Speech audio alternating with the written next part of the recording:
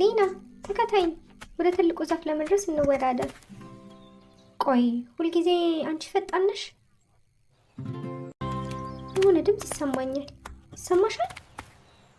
አዎ ይሰማኛል። የድመት ድምፅ ይመስለኛል። ተመልከቺ፣ በጣም ትንሽዬ ድመት ናት። በጣም ትንሽዬ የተጎዳች ድመት።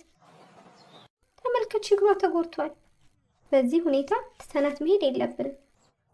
ወደ ቤት እወስዳታለሁ፣ እንከባከባታለሁ። አይዞሽ ትንሿ ድመት፣ አትፍሪ፣ እንከባከብሻለን። አሁን አዲስ ትንሽዬ ጓደኛ አግኝተናል። በጣም ለስላሳ ናት። አሁን ወደ አዲሱ ቤትሽ መጥተሻል ትንሿ ድመት። አሁን በአዲሱ ቤት አዲስ ስም እንጠራታለን። ስሟ ቤላ ነው።